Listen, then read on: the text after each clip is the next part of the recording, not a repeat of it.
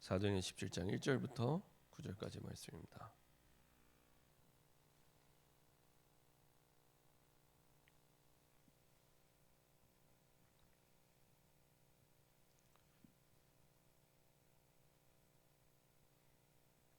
사도행전 17장 1절부터 9절까지의 말씀입니다. 사도행전 17장 1절부터 9절까지의 말씀입니다. 다 같이 한 목소리로 합독하도록 하겠습니다. 그들이 암비볼리와 아볼로니아로 다녀가 데살로니가 이르니 거기 유대인의 회당이 있는지라. 바울이 자기의 관례대로 그들에게로 들어가서 새 안식일에 성경을 가지고 강론하며 뜻을 풀어 그리스도가 해를 받고 죽은 자 가운데서 다시 살아나야 할 것을 증언하고 이르되 내가 너에게 전하는 이 예수가 곧 그리스도라 하니 그 중에 어떤 사람 곧 경건한 헬라인의 큰 무리와 적지 않은 귀부인도 권함을 받고 바울과 실라를 따르나 그러나 유대인들은 시기하여 저자의 어떤 불량한 사람들을 데리고 때를 지어 성을 소동하게 하여 야손의 집에 침입하여 그들을 백성에게 끌어내리고 찾았으나 발견하지 못하며 야손과 몇 형제들을 끌고 읍장들 앞에 가서 소리질러 이르되 천하를 어지럽게 하던 이 사람들이 여기도 이르매 야손이 그들을 맞아들였도다. 이 사람들이 다 가이사의 명을 거역하여 말하되 다른 임금 곧 예수라는 이가 있다 하더이다 하니 무리와 읍장들이 이 말을 듣고 소동하여 야손과 그 나머지 사람들에게 보석금을 받고 놓아주니라. 아멘. 자, 한번 기도하고 말씀 나누도록 하겠습니다. 참 좋으신 하나님 감사드립니다. 우리에게 오직 예수만이 유일한 그리스도 되심을 깨닫게 하시고 그 유일성의 복음 속에 우리를 부르심을 감사드립니다. 아버지 하나님 주신 이 복음의 축복을 미리 누리다가 정말로 하나님께서 우리에게 약속하신 하늘 보좌의 어마어마한 축복과 시간과 공간을 초월하는 주님의 그 능력과 237개 나라의 빛을 비추는 최고의 세계복음화의 축복과 응답의 증인으로 설 수 있도록 주님 인도하여 주옵소서.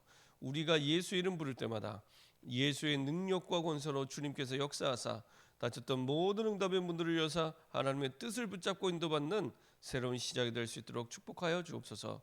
감사드리며 주 예수 그리스도의 이름으로 기도합니다. 아멘. 오늘 함께 나눌 말씀 제목은 미리 누린 야손입니다. 미리 누린 야손입니다. 오늘 말씀을 보면서 바울이 데살로니가에서 전도하는 내용이 나오는데요. 여기서 꼭 기억해야 될 부분이 세 가지가 있습니다. 첫 번째는 야손 이전에 미리 누리는 바울이 있었습니다. 미리 누리는 바울 같은 경우에는요, 하나님이 주신 이 복음 가지고 세계 복음화의 방향을 맞추고 기도 속에서 누리는 사람이었습니다. 세계 복음화의 결론을 가지고 기도 속에서 누리는 사람이었습니다. 분명히 바울은 가진 게 많은 사람입니다. 사실은 그 누구보다도 세상적으로 볼 때도 뛰어난 능력과 뛰어난 배경과 모든 걸 가지고 있는 가말리엘 문화에서 공부를 했고, 그러니까 최고의 학문을 공부를 했고 최고의 스승 밑에서 최고의 학문을 공부했고 로마의 시민권을 가지고 있었고 그리고 바리새인 중에 바리새인이었습니다. 그러니까 누가 봐도 이스라엘을 이끌 차세대 지도자로 세울 만큼 세상적으로 그 누구에게도 뒤지지 않은 스펙과 능력을 가진 사람이었습니다. 그럼에도 불구하고 바울은 기도 속에서 성령 인도 받는 사람이었습니다. 그래서 기도하는 곳에 가다가 기도처를 찾다가 기도할 곳이 있을까 하여 기도하는 곳에 가다가 이건 바울의 중심을 얘기하죠. 항상 변함없이 똑같았습니다. 그때 하나님은 바울의 모든 것들을 완전히 책임져 주셨죠. 바울의 것으로 한 게 아니라 하나님의 것으로 사실은 인도받는 바울이었습니다. 그래서 사실은 그 속에 있을 때 바울의 것으로 복음을 증거하고 전도하는 것이 아니라 하나님으로서 하는 게 나오죠. 복음의 말씀은 바울이 전했지만 루디아의 마음을 여신 건 주님이 여셨고요. 그리고 역시 복음받은 루디아가 얼마나 확실하게 복음이 들어갔는지 나를 주 믿는 자로 알거든 본인이 고백을 하죠. 이렇게 하나님이 완벽하게 역사하신 것을 보게 됩니다. 그리고 하나님은 그 현장 속에 교회를 세워서 그리스도의 이름으로 모든 그 시대의 사람들이 해결할 수 없었던 저주와 재앙을 막는, 시대의 재앙을 막는 그리스도 복음 운동의 분명한 증거를 보게 되고 증인으로 서게 됩니다. 이렇게 응답받는 가운데 이제는 데살로니가 현장으로 와서 이제 똑같은 규례와 방법을 가지고 이제 제자를 찾습니다. 빌립보 지역에는 루디아가 있었다면 이제 이 데살로니가 지역에서는 준비된 제자 야손이 있었습니다. 평생 만남이 되는, 영원한 만남이 되는 그 축복 속에 하나님은 만나게 하시죠. 그래서 바울과 실라가 한 팀이 돼서 자기의 규례를 가지고 유대인이 있는 회당에 먼저 들어가게 됩니다. 그때 사실은 새 안식일 동안 들어갈 타임을 확정하고 그 시간 동안에 내가 뭘 할 건가 끝을 알고 들어가서 정확하게 복음의 내용을 증거합니다. 단순히 예수가 그리스도가 아닌 왜 꼭 예수가 그리스도에 이하함을 증명하는 이유를 분명하고 정확하게 얘기하죠. 성경적으로 복음적으로 정확하게 증거합니다. 근데 바울이 이번만 그러냐? 아닙니다. 사실은 바울은 사도행전 9장에 보면은 담메색 도상에서 주님의 음성을 듣고 완전히 그리스도 이름 앞에 무릎 꿇고 그리고 눈이 가려져 있다가 눈을 뜨게 됐을 때 가장 먼저 한 고백이 예수가 바로 그리스도라는 고백이었습니다. 베드로가 사도행전 2장 36절에 했던 똑같은 내용, 그렇죠? 사람은 다르고 환경은 다르고 모든 부분이 다르지만 똑같은 내용을 베드로가 고백했던 것처럼 너희가 십자가에 못 박은 그 예수가 우리의 주와 그리스도가 되셨도다. 똑같이 사도행전 9장에 바울은 예수가 그리스도라고 고백을 합니다. 사도행전 9장 22절에 보면 이렇게 말씀하고 있습니다. 이제 처음 주님의 음성을 듣고 그리스도 이름 앞에 무릎 꿇고 눈이 가려졌다가 떴을 때 처음으로 한 고백이 사울은 힘을 더 얻어 예수를 그리스도라 증언하여, 그렇죠? 설명하고 가르치신 게 아니죠. 증언하여 다메섹에 사는 유대인들을 당혹하게 아니라 당황스러울 수밖에 없었죠. 예수를 핍박하던 사람이 오히려 예수를 그리스도로, 그것도 유대인들이 그토록 기다리던 메시아라고 분명하게 증언했기 때문에 똑같은 심정으로 세월이 흘렀음에도 불구하고 똑같이 고백합니다. 오히려 더 정확하게 고백을 하죠. 선포하고 그리스도가 해를 받고 죽은 자 가운데서 다시 살아날 것을 증언하고 이르되 내가 너에게 전하는 이 예수가 곧 그리스도라니. 데살로니가 이 지역에서 첫 번째 설교를 하는데 가장 정확한 고백을 해야 되죠. 다시 말하면 우리가 이 분당 지역에 나중에 집중훈련 때 말씀드리겠지만 분당 지역에 숨겨둔 제자를 똑같은 방법으로 찾으시면 됩니다. 그렇죠? 전도할 때도 똑같은 방법으로 하시면 됩니다. 내 것을 내려놓고 진짜 하나님이 이 루디아 같은 야손 같은 제자를 준비해 놓고 기다리고 계신데 어떤 사람이 기다리냐? 다른 말하지 않고 정말로 예수가 그리스도지라는 사실을 설명하거나 가르치는 사람이 아니라 증언할 사람을 기다리고 계십니다. 어떻게 인도받는다 했습니까? 기도 속에서 세계복음화를 향한 결론을 내려놓고 기도 속에서 내가 인도받을 때 하나님은 다른 말하지 않고 오직 예수가 유일한 그리스도 되심을 증언하는, 왜 꼭 예수를 그리스도로 고백하고 믿어야 되는지 정확하게 증인의 고백으로 전달하는 그 사람이 갈 때 루디아, 야손 같은 정확한 제자들을 하나님은 만나게 하시고 세우십니다. 그래서 이 지역에 예비된 사람들을 붙이기 시작하죠. 4절에 보면은 그 중에 어떤 사람 곧 경건한 헬라인, 영어 성경에 보면은 하나님을 두려워하는 헬라인, 이방인 가운데 이런 사람이 있었던 거예요. 도저히 유대인들의 생각 속에는 이런 사람이 있을 거라 생각을 못하고 있는데 하나님을 두려워하는 이방인, 이게 있었다는 겁니다. 그렇죠?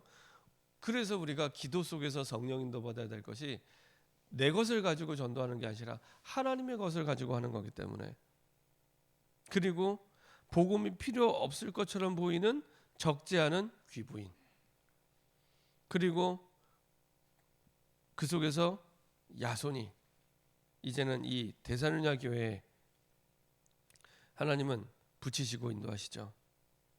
그리고 이것을 통해 하나님이 얼마나 이 교회를 축복하셨냐. 데살로니가전서 1장 3절에 보면은 이렇게 말씀하고 있습니다. 너희의 믿음의 역사와 사랑의 수고와 우리 주 예수 그리스도에 대한 소망의 인내를 우리 하나님 아버지 앞에서 끊임없이 기억함이니. 늘 이 바울의 가슴 속에 데살로니가 교회는 어떤 교회냐? 단순히 믿음이 아닌 믿음의 역사를 보여주는 교회, 단순히 사랑이 아닌 사랑의 수고를 하는 교회, 그리고 내 야망이나 내 꿈이나 내 소원이 아닌 우리 주 예수 그리스도에 대한 소망에 있네. 그렇죠? 이게 데살로니가 교회의 색깔이었습니다. 이 정도가 아니라 1장 5절에 보면 이렇게 말씀하고 있습니다. 이는 우리 복음이 너희에게 말로만 이른 것이 아니라, 대부분 말로만 이르거든요. 좋은 얘기, 예수는 그리스도, 모든 문제 해결자, 들으면 이게 마음이 편해지는 거 좋으니까 예수는 그리스도. 근데 실제 현실에 가면은 진짜 안 믿는 거예요. 진짜 예수가 나의 그리스도로, 이유 있는 그리스도로 내 안에 담겨져 있느냐. 그때 이유 있는 그리스도가 증인의 고백으로 선포되게 됩니다.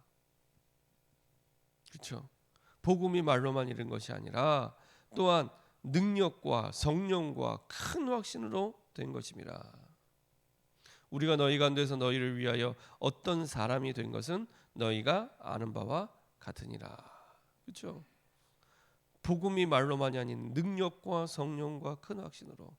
저는 우리 교회가 이런 교회가 됐으면 좋겠습니다. 복음이 말로만이 아니라 정말로 능력과 성령과 큰 확신으로, 그냥 믿음이 아닌 믿음의 역사를 보게 되고 사랑의 수고를 보게 되고 주 예수 그리스도에 대한 소망이 있네. 주님이 다시 오실 거라고, 마라나타, 주님이 곧 다시 오실 거라고 초대교회 사람들은 분명히 거기에 대한 소망을 두고, 정말 하늘의 소망을 둔 순례자처럼 거기에 소망을 두고 기다리는 사람이 있습니다. 억지로 참는 사람이 아니고요, 분명한 예수가 그리스도라는 완전한 복음 속에 다시 오실 주님을 기다리는, 그래서 그 인내 너머의 것을 가지고 기다리기 때문에 기쁜 마음으로 핍박을 받고 행복한 마음으로 순교할 수 있었던 이러한 복음 공동체였습니다.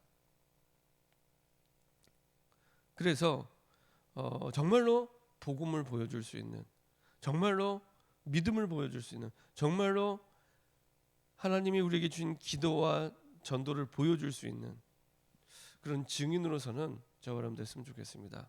참 감사한 하나님이 이렇게 그 지난주 한 주간 동안 말씀의 흐름을 통해서 그것들을 쭉 보게 하신 것 같아요. 결론입니다. 세계복음화의 결론을 두고 기도 속에서 내 것이 아닌 하나님의 것을 가지고 인도받기를 소원하며 성령 인도 받을 때 하나님께서는 정확한 내용을 가진 바울을 통해 데살로니가 지역에 교회를 세우셨던 것처럼 이런 교회들이 구석구석, 이런 제자들이 구석구석, 이런 교회들이 구석구석 일어날 수 있도록 7천 제자, 어떤 제자가 일어나면 되냐?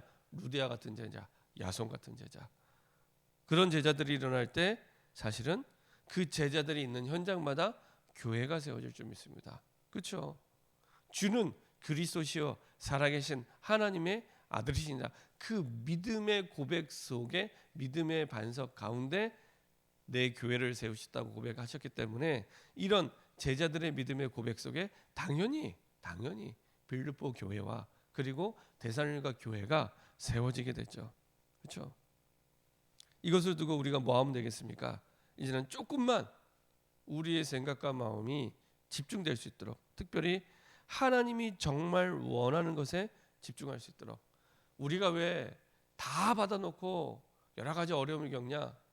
사실은 하나님이 정말 원하는 것에 집중하지 못하기 때문에 우리 형편에 집중하고 코로나에 집중하고 여러 가지 상황에 집중하고 어떤 경우 내 상처와 주변 사람 때문에 힘들어하는 거기에 나도 모르게 잡혀서 사실은 집중하게 되는, 집중이 아니라 집착이죠. 그런 가운데 이제는 정말 하나님이 원하시는 한 가지의 제한적 집중의 축복과 응답을 누릴 수 있도록, 그래서 하나님이 정말 원하시는 것에 집중하지 못하는 모든 걸림돌들이 제하여지는 시작이 되게 하는데, 그때 우리의 삶이 생명력 있는 삶이 됩니다. 창세기 1장 27절 28절에 약속하신, 원래 하나님의 형상에게 약속하신 그 생명력 있는 축복, 생육하고 번성하고 충만하고 정복하고 다스리는 대표적인 축복을 창세기 2장 7절에 그 코에 생기를 불어넣으셔서 생명이 되어서 정말로 하나님이 주시는 그 어마어마한 에덴 동산의 축복을 누릴 수밖에 없었던 생명력 있는 축복을 하나님은 누리게 하십니다. 그리고 우리의 업 가운데 그토록 많은 사람들이 원하는, 지금도요 코로나지만 정말 장사가 잘 되는 데는 잘 돼요. 코로나인데 정말 장사가 잘 되는 잘 되더라고요. 그래서 이야 참 그렇구나. 불신자도 사실은 그렇게 하는 걸 보면서 저와 여러분들에게는 코로나와 상관없이 세계복음화 때문에 예비된 빛의 경제가 있기 때문에 그 가운데 이런 제한적 집중과 생명력 있는 삶을 살아갈 때 우리의 업이, 학생들은 학업이, 그리고 우리 중직자들과 우리 모든 성도들은 생업이 완전 전문화의 축복과 응답을 누리게 됩니다. 오직을 찾아내게 됩니다. 오직 내가 지금 할 수 있는 당연한 것을 시작할 때 그 속에서 오직을 찾아내게 됩니다. 그럼요 유일성과 재창조의 응답은 따라오는 응답입니다. 알아도 흉내낼 수 없는 유일성, 똑같아 보이는데 완전히 새로운 재창조, 이런 축복과 응답들이 세계복음화 때문에 따라오게 됩니다. 여러분들이 이 말씀의 흐름 속에 루디아 같은, 야손 같은 제자로 부름받았음을 확신하며 이 축복이 여러분들의 응답과 축복이 되기를 소원합니다. 합심해서 한번 기도하도록 하겠습니다. 미리 누린 야손을 통해 세 가지만 기억하면 됩니다. 미리 누리는 사람은 항상 승리하게 되는데, 우리가 승리하지 못했던 부분은 미리 누리지 못했기 때문에 늘 소잃고 외양간 고치는 삶을 살아왔는데, 다 복음을 다 받아놓고 소읽고 외양간 고치는 삶을 살아왔는데, 이제는 미리 누리는 영적 트렌드를 분명하게 붙잡고 미리 누리는 야손 같은 제자로 서게 하시되 세 가지를 누리게 하여 주옵소서. 하나님, 세계복음화의 결론을 두고 기도 속에서 하나님의 것을 붙잡고 인도받을 수 있도록 기도 속에서 성령 인도받게 하시고, 두 번째로 왜 꼭 예수가 그리스도이어야 함을 증명하는 이유 있는 복음 하나님 준비되게 허락하여 주옵소서. 내가 왜 꼭 예수를 믿어야 되는지 정확하게 이유 있는 복음이 내 인생의 답으로 준비되어서 누구를 만나든지 어떤 상황이든지 이유 있는 생명의 복음이 증거될 만큼 하나님 인도받게 허락하여 주옵소서.